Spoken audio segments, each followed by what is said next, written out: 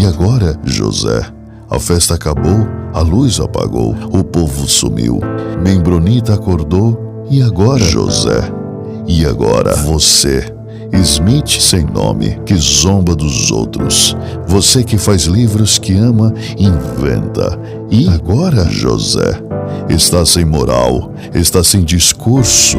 A noite esfriou, o dia não veio, Cristo não veio utopia e tudo acabou. Missouri acabou e tudo mofou. E agora, José? Sua doce palavra, seu instante de fama, sua pedra e chapéu, sua placa de ouro, seu teto de vidro, sua incoerência, seu ódio. E agora, sozinho no escuro, sem cavalo preto, que fuja a galope, de Kirtelândia se vai. Você marcha, José? José, para onde?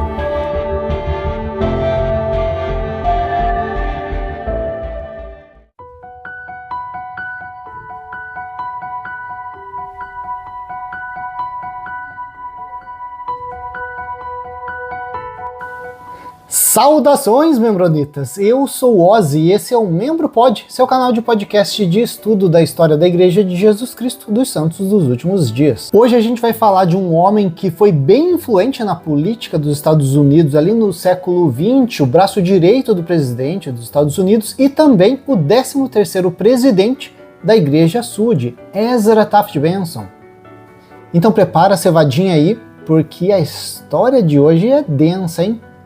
Pois é, para a gente começar a falar sobre o Bencinho, tem que voltar lá para 1899. Ele era o irmão mais velho entre 11 irmãos. Ele trabalhava ali na fazenda do pai dele. Inclusive, quando ele tinha 12 anos de idade, o pai dele foi chamado para servir uma missão. Então, quem assumiu a fazenda foi ele, né? Então, trabalho duro, árduo aí do Bencinho. Pois é, ele não ficou só nessa de ser fazendeiro, não. Ele resolveu aí se formar, então ele estudou na BYU Agricultura.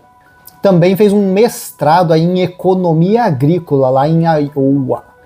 Ele foi para a missão, então, na Inglaterra, em 1921 a 1923. Foi aí que deu um estalo, né? A carreira profissional dele decolou ali nos anos 40. Pois é, ele virou uma autoridade nas cooperativas de agricultura. Foi nesse mesmo tempo que ele virou um membro proeminente na Igreja Sud. Pois é, ele foi chamado em 1943 para assumir uma cadeira ali no Quórum dos 12 Apóstolos. Pois é, mas o que fez o Bencinho virar uma pessoa única? Ele fez uma coisa que pouquíssimos líderes da igreja fizeram, né? Ele, em 1953, acabou entrando para o gabinete presidencial dos Estados Unidos como secretário da Agricultura. O presidente dos Estados Unidos na época era o Dwight D. Eisenhower.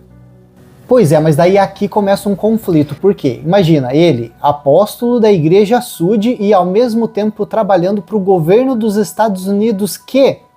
Né, nos anos 50, o que estava acontecendo no mundo? Guerra Fria, pois é, complicado.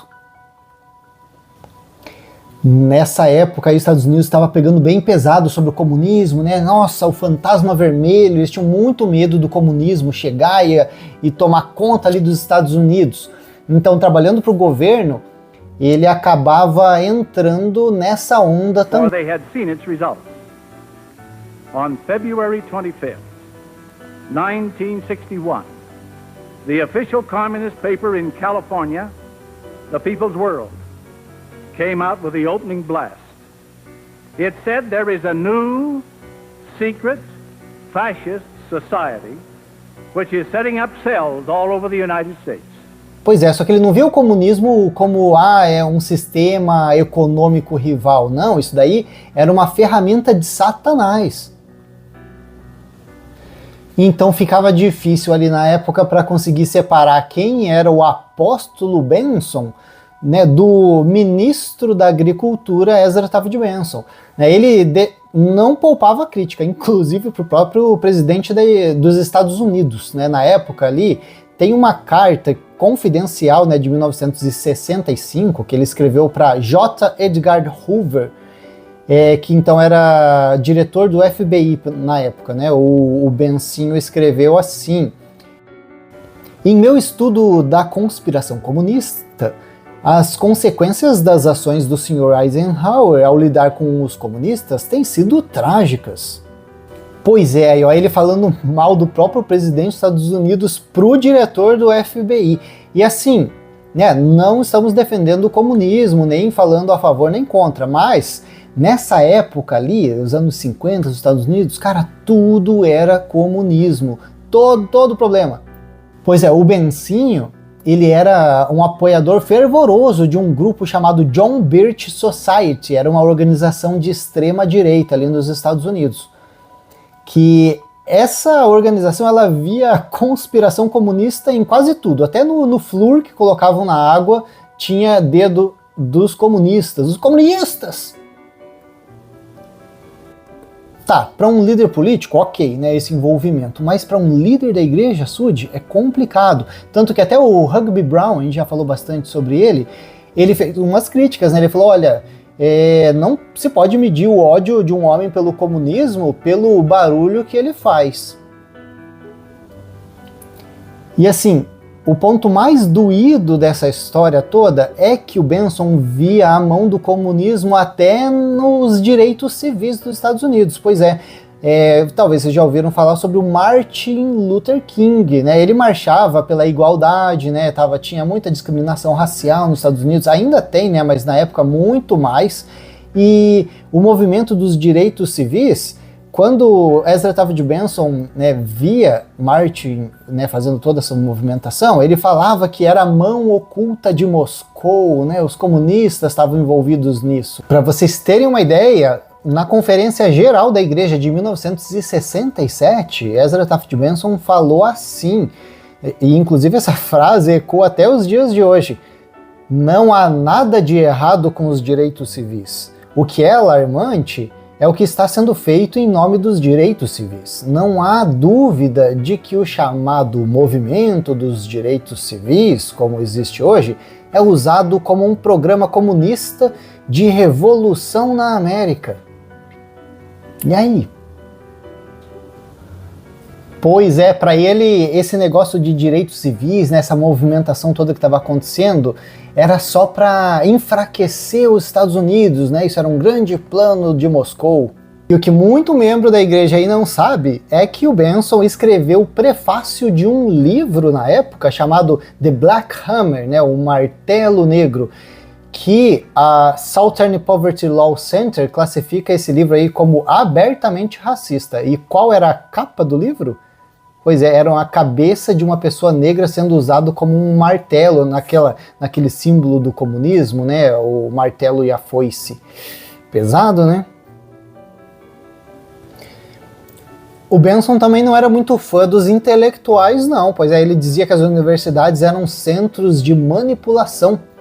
Na conferência ali de outubro de 1970, ele falou assim: há coisas muito piores que podem acontecer a uma criança do que não receber uma educação universitária completa.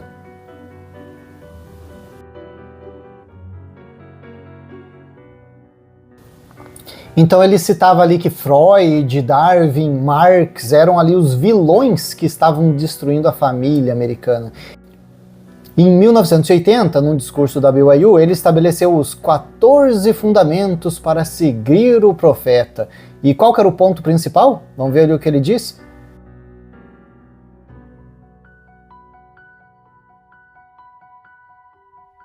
O profeta vivo tem prioridade sobre os profetas mortos, e ele tem autoridade para falar qualquer assunto, inclusive político. Complicado, né? Isso aí na época foi entendido por muitos como um cheque em branco aí para obediência política absoluta. Acabou que essa fala aí pegou tão mal para a igreja que depois a igreja teve que emitir uma nota dizendo que era isenta e neutra, não tinha partido. Então agora a gente chega ali nos anos 80, 1985, quando Benson então virou presidente, profeta da Igreja Sud. Bom, a expectativa do pessoal é de que ele transformasse o púlpito da igreja ali num palanque político, né? Porque essa era a posição e o comportamento dele até então.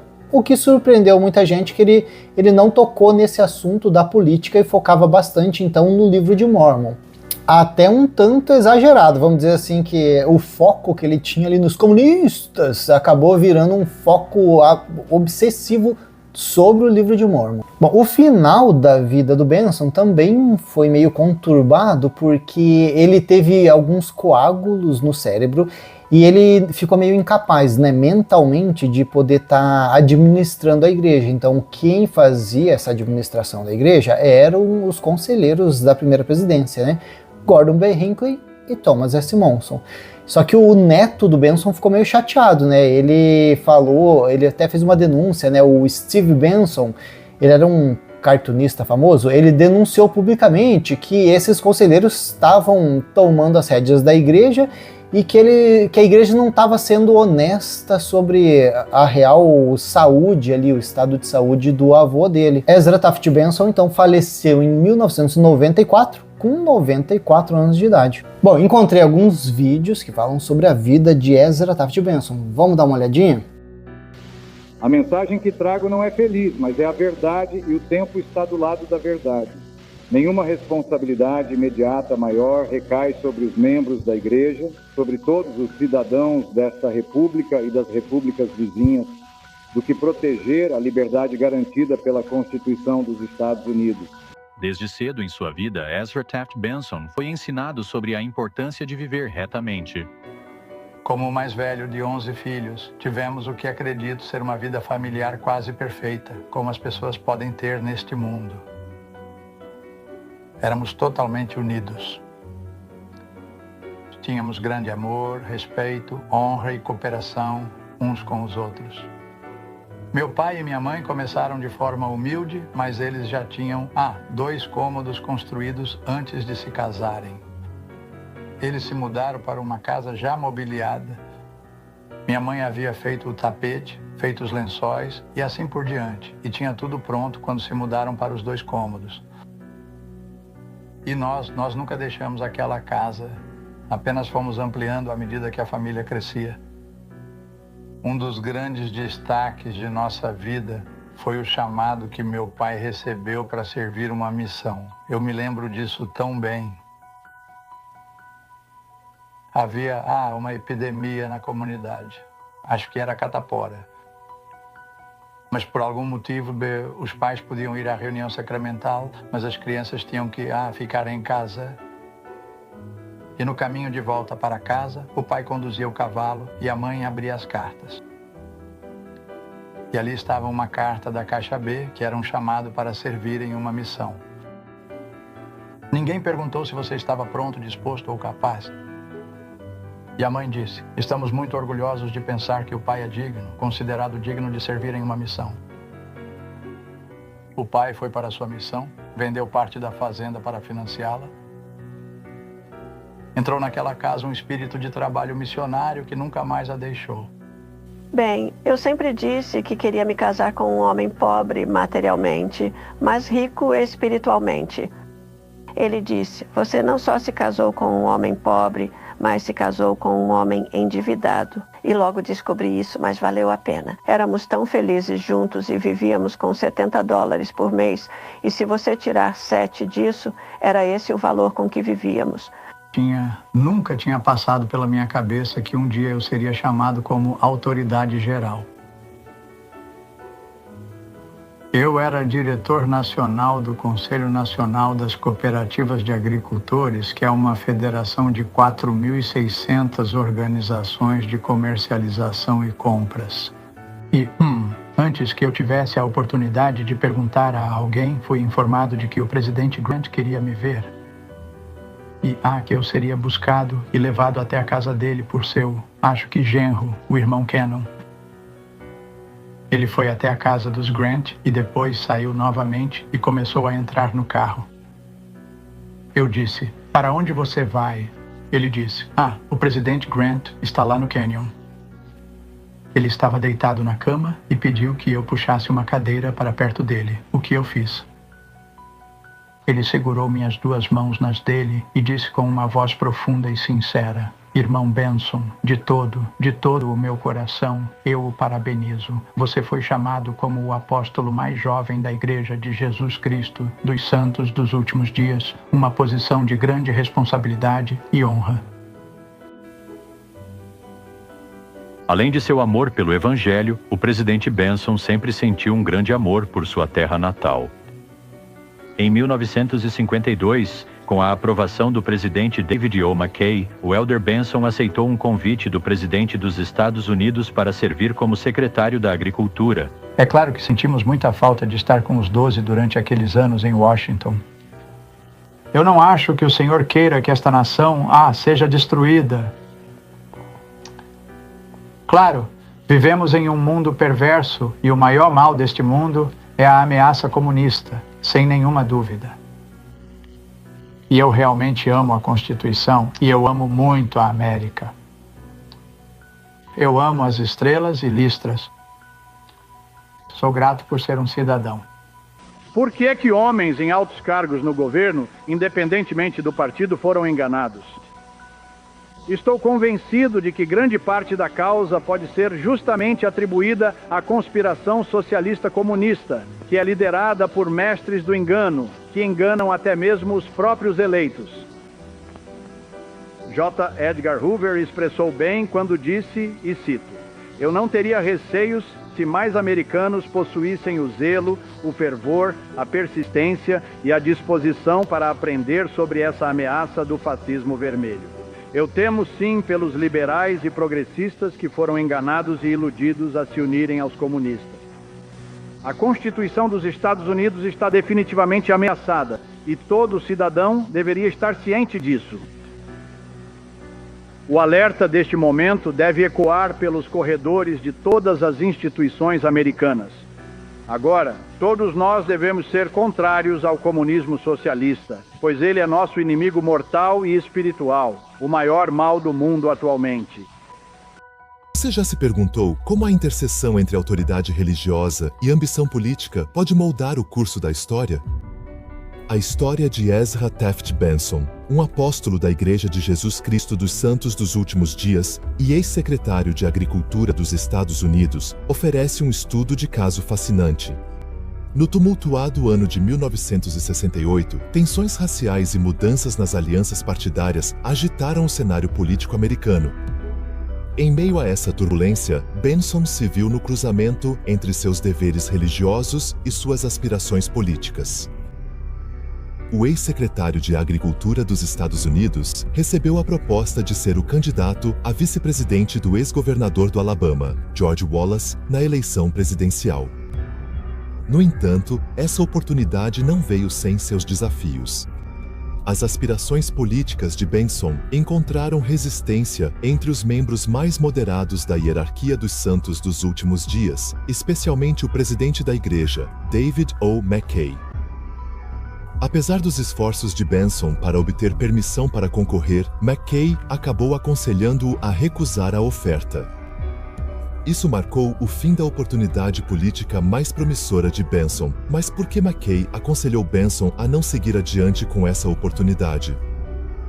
As razões estavam enraizadas no turbulento clima político da época. A Igreja dos Santos dos Últimos Dias, como muitas instituições religiosas, sempre buscou manter certa distância de envolvimentos políticos explícitos. McKay, como presidente da igreja, tinha a responsabilidade de preservar esse equilíbrio delicado. O possível envolvimento de Benson na campanha de Wallace ameaçava romper esse equilíbrio. Wallace era uma figura controversa, conhecido por suas firmes posições segregacionistas. Sua campanha foi marcada por uma retórica divisiva e relações raciais tensas. McKay, reconhecendo o potencial dano que essa associação poderia causar à igreja, aconselhou Benson a recusar a oferta. As consequências desse episódio foram significativas. Isso evidenciou as tensões dentro da hierarquia dos santos dos últimos dias entre aqueles que buscavam um papel mais ativo na política e os que defendiam uma abordagem mais cautelosa. Também ressaltou os desafios enfrentados por líderes religiosos ao navegar pelas águas turvas do envolvimento político. Em resumo, a história das aspirações políticas frustradas de Ezra Taft Benson oferece um vislumbre fascinante da complexa interação entre religião e política. Serve como um lembrete de que líderes religiosos, como todos os indivíduos, precisam lidar com a tensão entre a ambição pessoal e o bem maior. Apesar do potencial de poder e influência, o caminho do envolvimento político é repleto de obstáculos e oposição. Nem todas as oportunidades valem a pena ser perseguidas, especialmente quando ameaçam minar os próprios princípios e valores que alguém jurou defender. Do ponto de vista histórico, vemos que as decisões tomadas por Benson e McKay tiveram implicações de longo alcance, não apenas para suas trajetórias pessoais, mas também para a comunidade dos santos dos últimos dias em geral e para o cenário político americano. E eu digo segregação agora, segregação amanhã e segregação para sempre. Queridos amigos, aqui estou para cantar. Me sinto tão estranho que agora que fiz minha reverência, temo não parecer muito elegante, mas não faz mal, pois sou um rapaz que está sempre cheio de alegria. Um tipo simples e pronto para tudo, um honesto rapaz mormon. Um rapaz mormon, eu sou um rapaz mormon. Eu poderia ser invejado por um rei, pois sou um rapaz mormon. Eu amo você. E você e todos vocês. Este é o dom de maior valor para a humanidade, até mesmo mais do que os muitos avanços maravilhosos que temos visto na medicina moderna.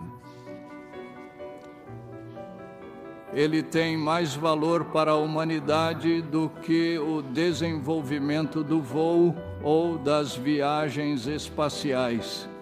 Refiro-me ao dom do Livro de Mórmon, concedido à humanidade há 156 anos.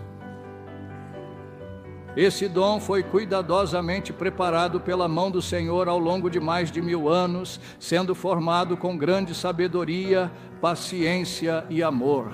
Depois de todo esse extenso período de preparação, o Senhor escolheu ocultar esse dom, mantendo-o protegido sob sua vigilância, para que fosse preservado e guardado por Ele, permanecendo puro e intacto, especialmente reservado para a nossa geração. Bom, pessoal, esse aqui é o nosso episódio sobre Ezra Taft Benson, 13º presidente da Igreja Sud. A gente vai ficando por aqui com esse episódio e até a próxima.